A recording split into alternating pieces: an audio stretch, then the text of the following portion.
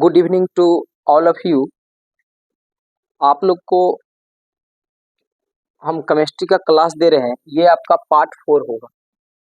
Part 4 होगा।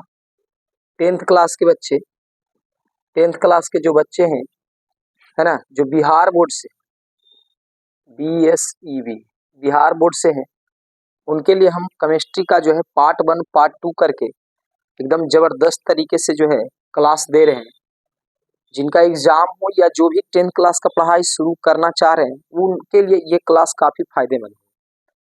तो अगर आप इसके पहले हम 3 पार्ट वीडियो डाल चुके हैं, अगर वो आप नहीं देखें तो उसको पहले देखें, इसको देखने से पहले उसको जरूर देखें। चलिए तो देखेंगे कि हम लोग आज पढ़ने वाले हैं रासायनिक अभिक्रियाओं के प्रकार, टाइप्स ऑफ केमिकल रिएक्शन। तो देखिए, इसको लेकर ना टीचरों में काफ़ी मतभेद है, बच्चों में भी काफ़ी ज़्यादा कन्फ्यूजन है कि सर रासायनिक अभिक्रिया कितने प्रकार के होते हैं। बाबू, होते बहुत प्रकार के हैं, लेकिन आपका NCERT बुक है ना, क्योंकि एग्जाम में NCERT ही सही माना जाता है। बाकी हर जगह ट्यूशन में, हम भी ट्यूशन में पढ़ाते हैं, भारती भवन अलग अलग प्रकाशन से हम लोग पढ़ाते हैं, तो वहाँ पर 8-9 प्रकार के रासायनिक अभिक्रिया हो जाती है। जैसे कि देखिए, हम आपको जो है NCERT बुक से हम पढ़ा रहे हैं, ये आपका 10वां का NCERT बुक है। तो 10वां का जो आप NCERT बुक देख रहे हैं, ये देखिए, ये बुक को आप लोग पहचानते होंगे, ये आपका NCERT बुक है, ठीक है ना। और आपके लिए भारती भवन का बुक जो है, ठीक है, ये जो आप देख रहे हैं, ये वाली जो हम बुक अभी आपको दिखाने जा रहे हैं, ये वाली बुक, तो ये देखिए, ये भारती भवन का बुक है ना। तो ये जो बुक है आप देख सकते हैं, नमन ओझा का है, यहाँ पर भारती भवन आपको दिख रहा होगा। तो ये वाली बुक है जो कि प्राइवेट बुक है। तो हम अगर बात किया जाए कि सर एग्जाम के लिए जो है बुक कौन सा है, तो जो आपका बिहार सरकार का जो बिहार बोर्ड का बुक है, ये NCERT वाला बुक, ये वाला बुक है ना, ये वाला बुक है जहाँ से प्रश्न पूछे जाते हैं।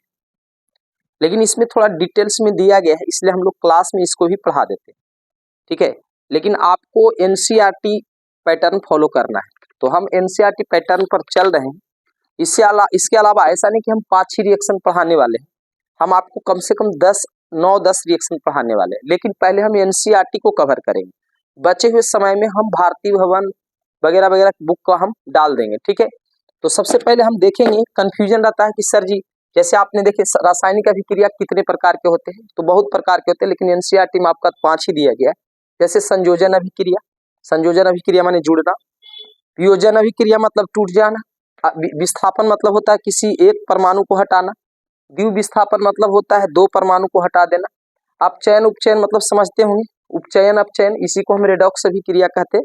उपचयन अपचयन में क्या होता है, ऑक्सीजन जुड़ता है तो हाइड्रोजन हटता है, और हाइड्रोजन जुड़ेगा तो ऑक्सीजन हटेगा, तो ये उपचयन अपचयन है। तो ये 5 से ही आपके एग्जाम में पूछे जाएंगे, पहले ये दिमाग में सेट कर ले, ये 5 रिएक्शंस में से ही 5 अभिक्रिया है, इसी में से पूछे जाएंगे। लेकिन हाँ, पढ़ते हैं तो इसके अलावा और हम क्या क्या पढ़ाएंगे जो बताते हैं, जैसे वैद्युत अपघटन आपको पढ़ाएंगे जो आपके NCERT में नहीं दिया गया। इसके अलावा हम आपको उदासीनीकरण अभिक्रिया पढ़ाएंगे जो कि आपके बुक में नहीं दिया गया। इसके अलावा हम ऊष्माक्षेपीय अभिक्रिया पढ़ाएंगे, इसके अलावा ऊष्माशोषीय अभिक्रिया पढ़ाएंगे, इसके अलावा विक्षेपण अभिक्रिया पढ़ाएंगे, अवक्षेपण अभिक्रिया पढ़ाएंगे, ठीक है। तो ऐसे ऐसे ढेर सारे रिएक्शंस जो है हम पढ़ेंगे। लेकिन NCERT का ये जो हम बुक पढ़ा रहे हैं, प्योर NCERT पर आधारित है। NCERT में आपका 5 ही रिएक्शन है, इसका मतलब है कि आपके एग्जाम में ये 5 ही रिएक्शन के अंदर से आने वाले हैं, क्योंकि आपके syllabus, according to your syllabus, तुम्हारे सिलेबस के अनुसार, तो इन 5 को बढ़िया से समझिए। बाकी समझ में या आवे या नहीं, ऐसे हम जो क्लास लेंगे समझ में आ ही जाएगा, तो ये 5 को बढ़िया से समझना है। तो आइए हम शुरू देर ना करते हुए इसको शुरू करते हैं। सबसे फर्स्ट हम पढ़ेंगे संयोजन अभिक्रिया। क्या पढ़ रहे हैं, रासायनिक अभिक्रिया के प्रकार। तो संयोजन अभिक्रिया पढ़ेंगे, है ना, इसको हम बोलते हैं इंग्लिश में कंबाइन रिएक्शन, ऐसी पता चला कंबाइन।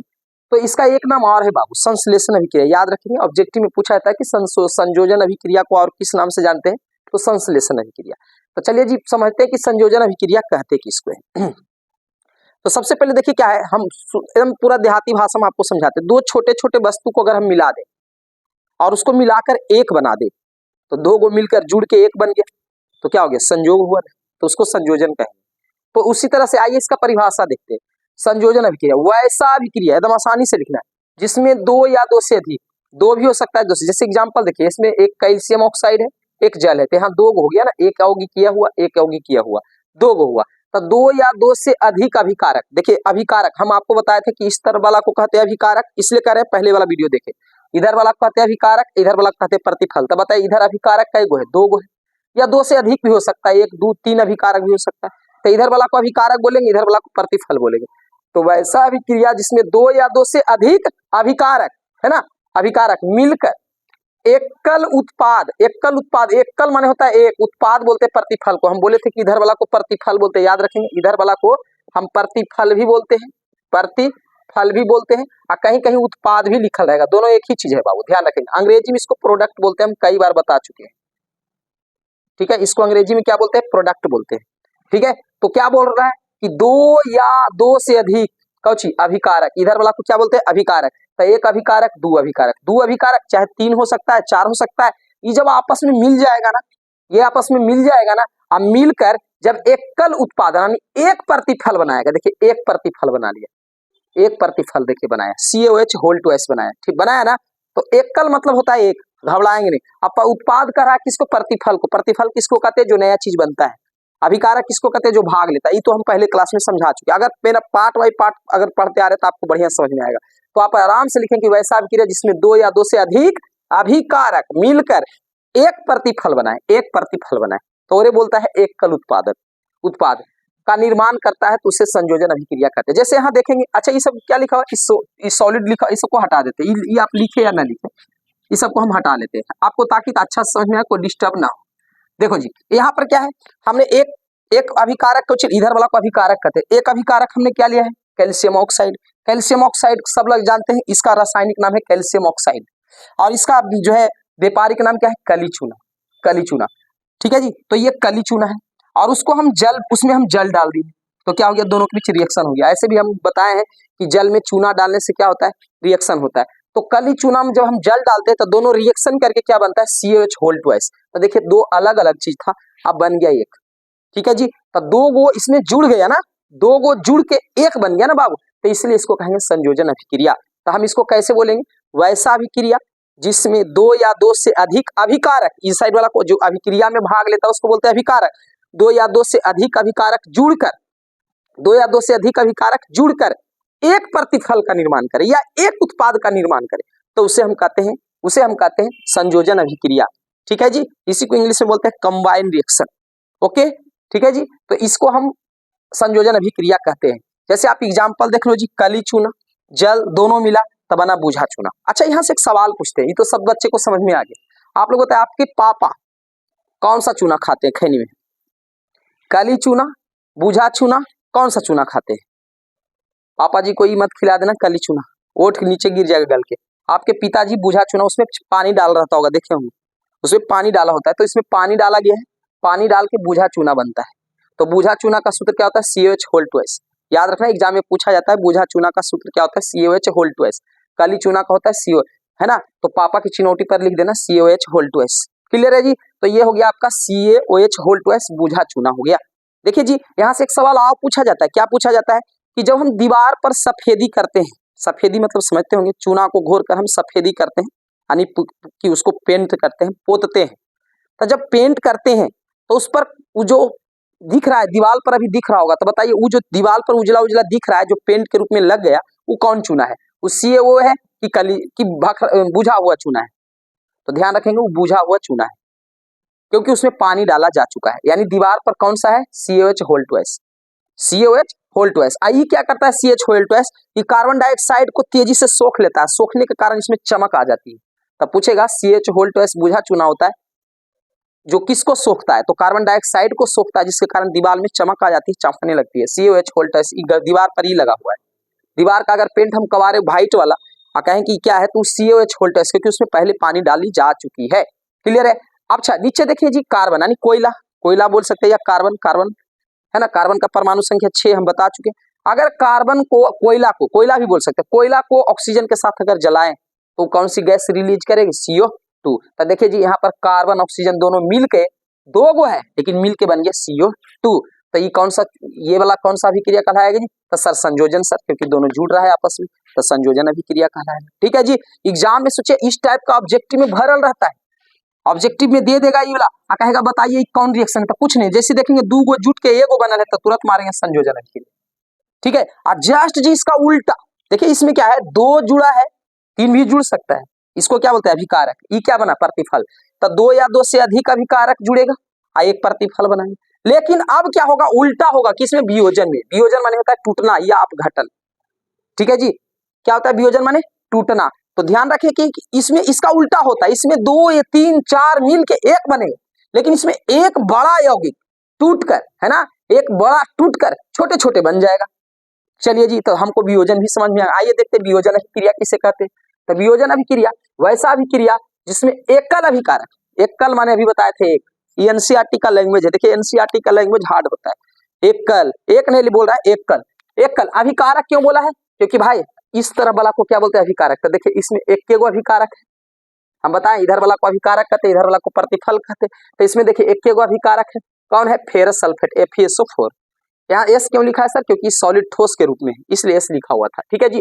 तो एकल अभिकारक टूट कर छोटे छोटे प्रतिफल का निर्माण करता है। देखिए छोटे छोटे प्रतिफल का एगो बना गया, देखिए ये सब हटाते, एक देखिए एक दो और यह तीन बना दिया, ठीक है जी। कौची कौची बना दिया जी, SO2 बना दिया जी, SO3 बना दिया जी, ठीक है। ये इसको Fe2O3 हो गया फेरिक ऑक्साइड, ये हो गया SO2 sulphur dioxide, SO3 sulphur trioxide. तो बताइए जी कै गो बना, यहाँ पर एक दो तीन गो बना, तो एक से टूटकर तीन देखेंगे। अब देखिए जी दे देगा एग्जाम में ये वाला, और चार ऑप्शन रहेगा, कहेगा पहचानिए कि कौन अभिक्रिया है। तो भाई साहब जैसी देखेंगे कि एक का कई टुकड़े हुए हैं, 1000 टुकड़े हुए हैं, तो 1000 देखिए भाई कितने टुकड़े हो गए, तो ये हो जाएगा वियोजन अभिक्रिया।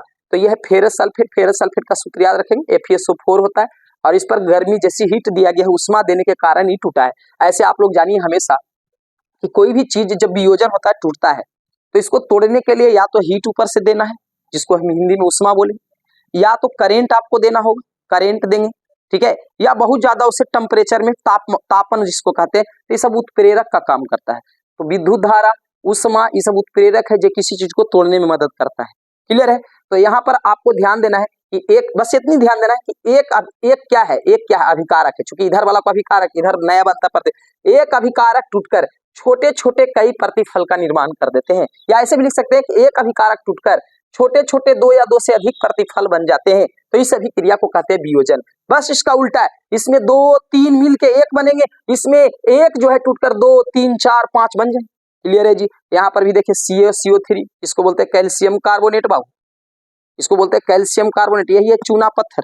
क्लियर है, याद रखेंगे। और इसको जब हम गर्म करते हैं, इसमें हीट देते हैं, है ना, तो देखिए दो भागों में टूट गया जी, एक काली चूना बना जी और एक CO2 बना, गैस है जी और सॉलिड है जी, ठीक है।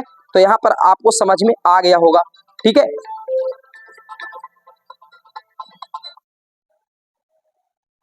एक मिनट बाबू, थोड़ा सा कॉल आ रहा है, इसको हम थोड़ा देख लेते हैं।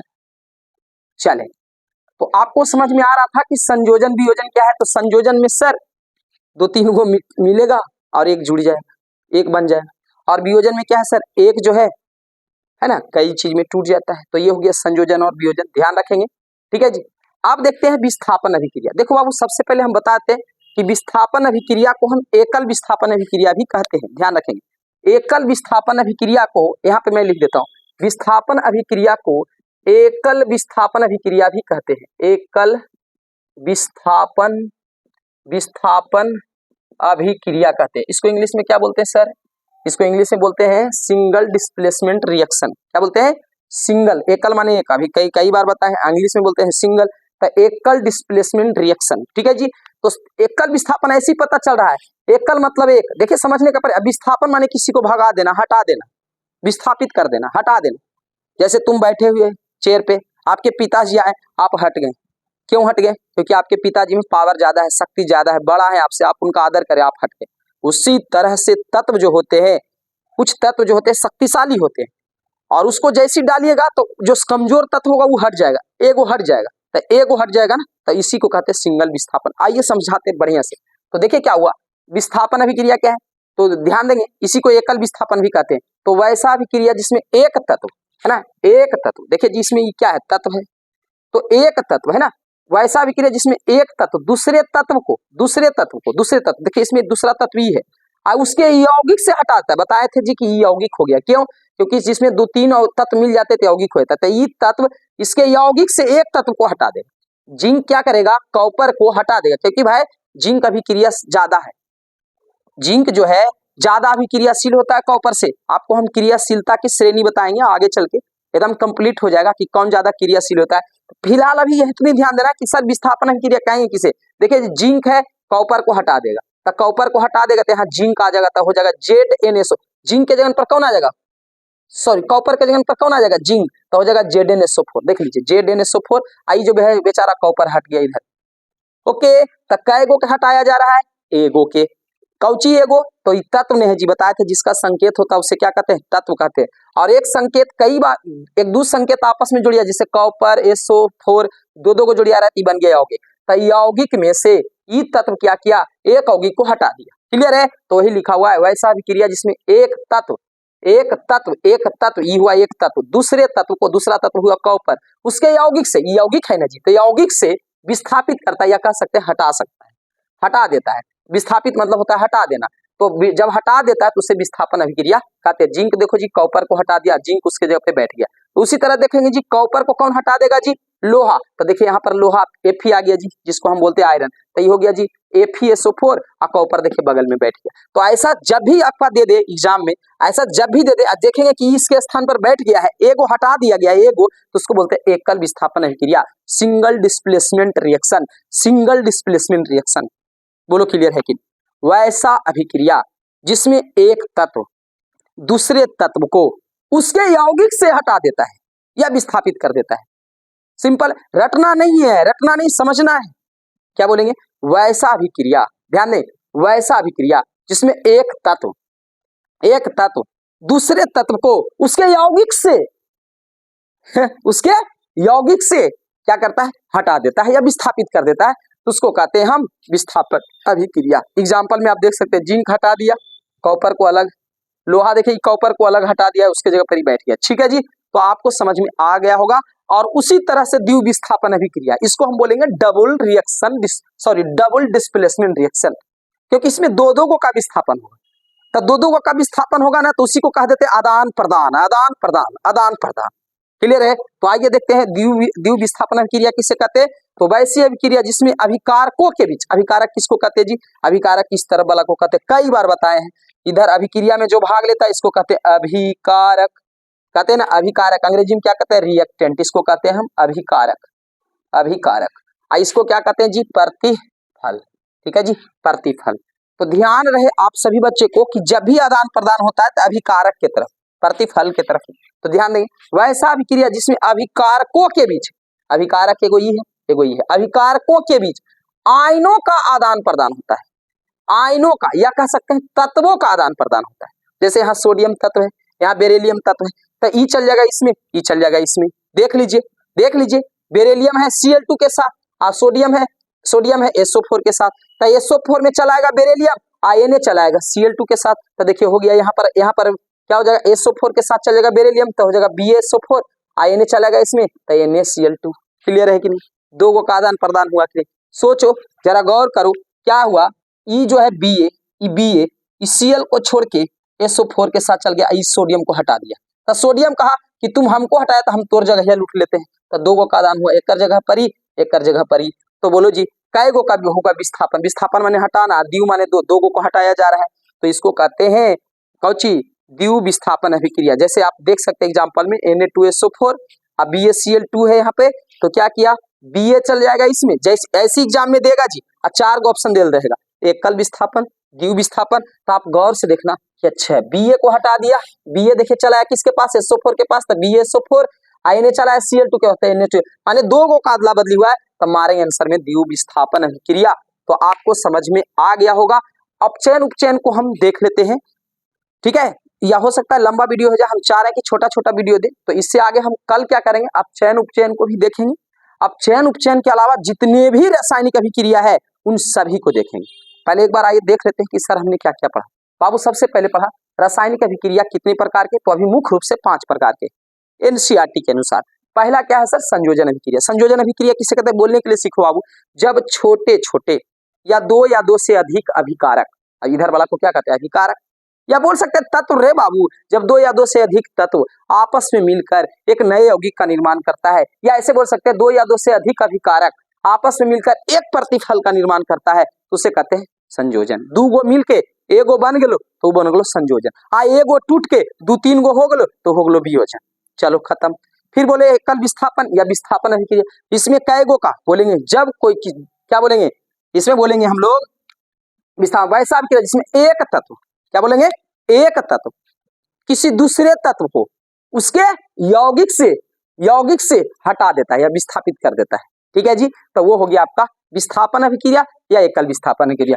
द्विविस्थापन अभिक्रिया किसे कहते हैं जी, तो वैसा अभिक्रिया जो अभिकारकों के बीच, याद रखेंगे प्रतिफलों के बीच नहीं, इधर नहीं, अभिकारकों के बीच आयनों का आदान प्रदान या तत्वों का आदान प्रदान होता है, तो उसे हम कहते हैं द्विविस्थापन अभिक्रिया। आई होप, मुझे आशा है कि आपको समझ में आ गया। छोटे से ही क्लास में आप देखें, 4 चंद लग जाएगी। आप एग्जाम से पहले आप देखते रहें, यकीन करें आपको एनसीईआरटी हम बुक से हम क्लास ले रहे हैं, हूबहू आपको एग्जाम में छपने वाली है। ठीक है, आज के लिए इतना ही, नमस्कार। अगर आपको क्लास अच्छा लग रहा तो ये वीडियो को जरा सा लाइक करेंगे, जो है सब्सक्राइब करेंगे, अपने दोस्तों के यहाँ जरा शेयर करेंगे, ताकि हमको जोश मिले और सभी केमिस्ट्री के क्लास को, सभी बुक को जो है हम एकदम डालते रहें। ठीक है, आज के लिए इतना है।